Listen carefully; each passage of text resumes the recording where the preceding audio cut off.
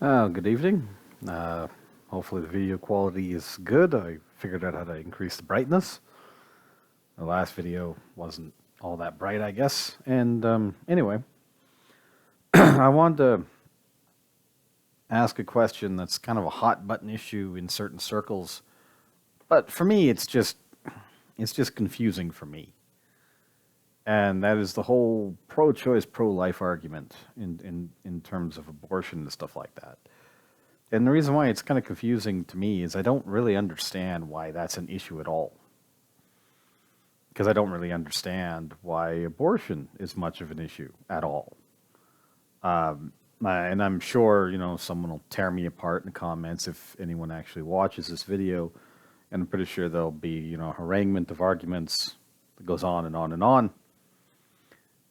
But I can't help but wonder if we're looking at this the wrong way. Like, instead of thinking about it pro-life or pro-choice, why can't we think about it more in terms of prevention and medical application?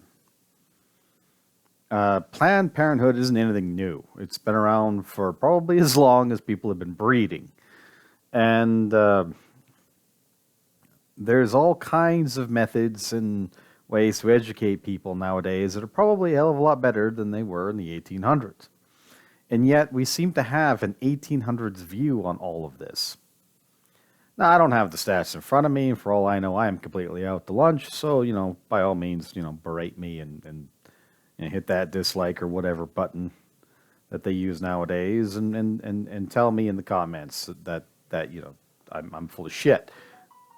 But I can't help but wonder. It takes two to tango. First of all, it takes a man and a woman to have sex, to have a baby. You need that intercourse in order for anything to happen. Even if it's artificial in nature, turkey based or whatever, you still need the DNA from a male of the species, whether you want to admit to it or not. And obviously, if you're going the artificial route, there's a good bet you're not really thinking about abortion, because there's a good bet you want the child in the first place. Otherwise, why go through the expense and the discomfort and various other things that you have to go through in order to get that done? I have no idea, who's getting these abortions. I have no idea what the statistics are, and as a result, I'm definitely not the most knowledgeable person in the room when it comes to this. But that's also why I'm asking the question on why is this even a thing? Rights to women's bodies and all that other good stuff. Okay, fine, I can understand that. But at the end of the day, unless it's for a medical emergency, the only reason why you would have an abortion in the first place is that you didn't want the child. And if that's the case, why'd you get pregnant in the first place? I mean, maybe I'm just an old-fashioned stooge. Maybe there's all kinds of things that I don't understand about the modern dating culture and the whole sexual revolution and all that other stuff. But I can't help but wonder.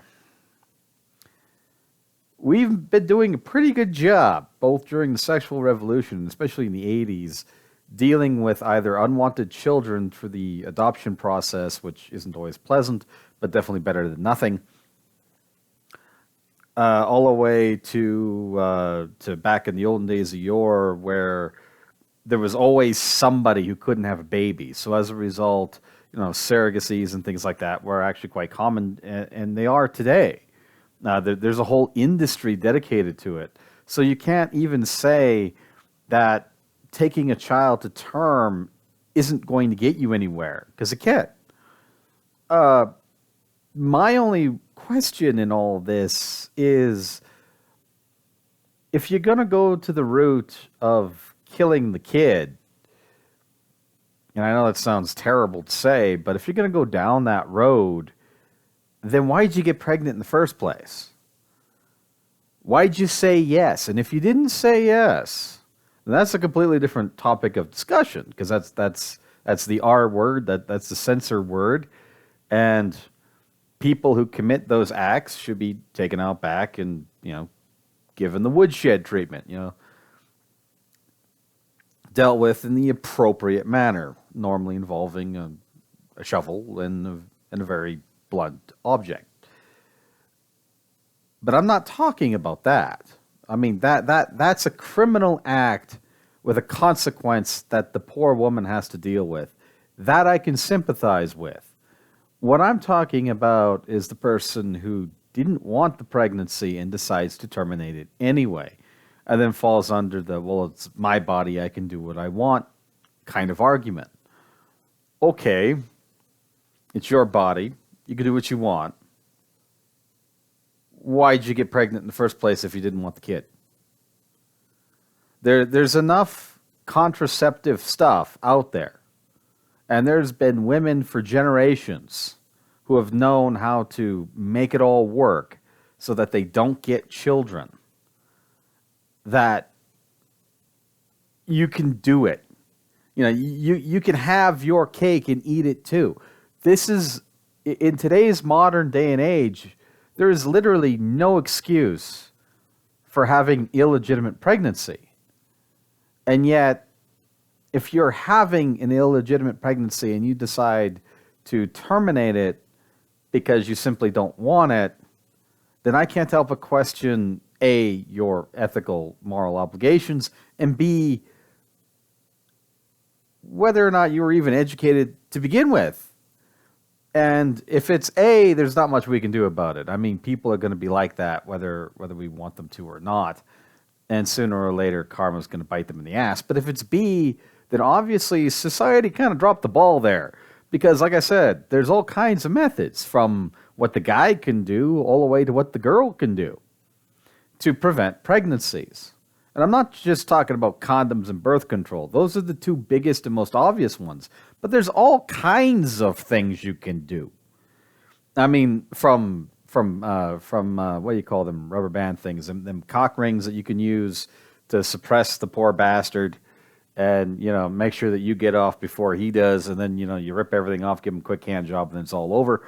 All the way to things like diaphragms or morning after pill or something that flushes your system, to they even have stuff nowadays that helps you monitor your cycle, ladies.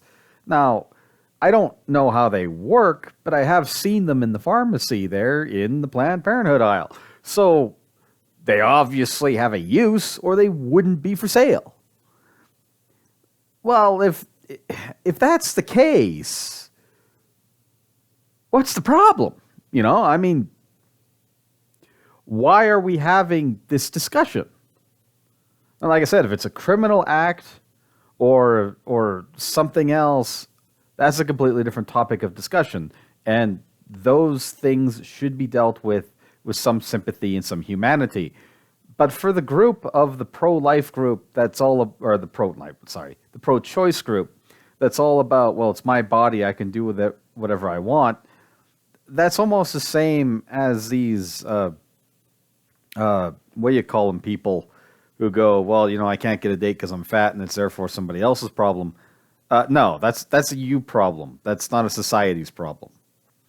And in my opinion, this falls under the same category. That sounds more like a you problem, not a society's problem, which brings me to my next point of the argument.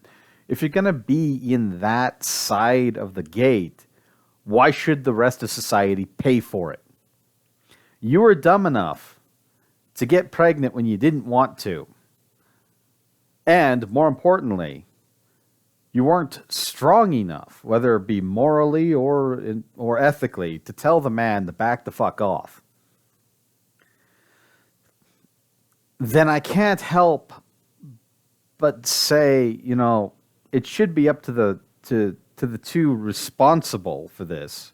And I say two because, like I said, it takes two to tango here, to pay for it, not the rest of society. The rest of society shouldn't have to pay for a medical procedure that doesn't need to be done except in certain situations where it is a medical necessity. And speaking from someone who would like to raise a family but physically can't anymore, I can't procreate anymore. I have no problem with adoption. I have no problem with other options.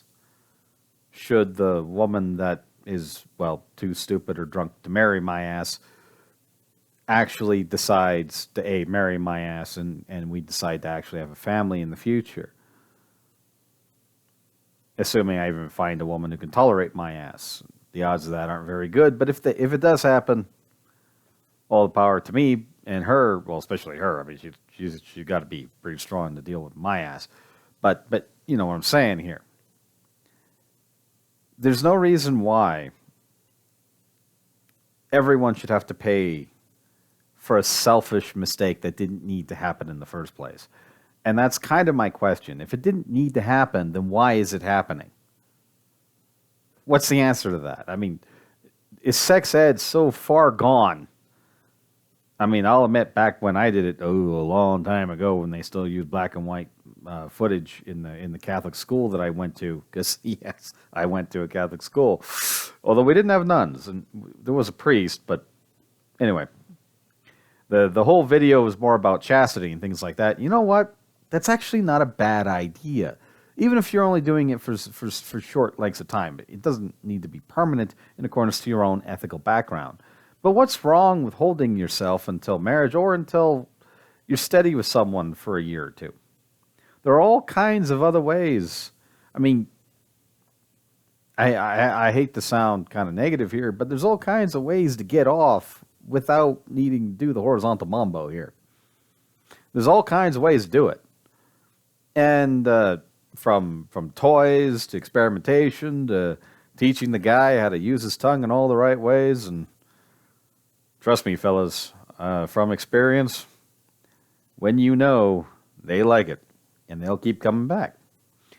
But at the end of the day, there's all kinds of ways to have fun without having the consequence at the end. And there's all kinds of ways to do the horizontal mambo without having the consequences at the end, too. Anyway, it just is confusing to me. And I'm pretty sure, like I said, someone will tear me apart if they ever watch this. Hopefully I'm small enough that this video never gets looked at, or if it does, it doesn't get looked at by anyone important. But anyway, or anyone who's trying to flag me down or any of that crap. Because, I mean, I'm too old and too fat, and I live in an area that, you know, that really isn't a topic of discussion in too many roundtable discussions around here. And I'm only bringing it up because I just find the whole thing confusing.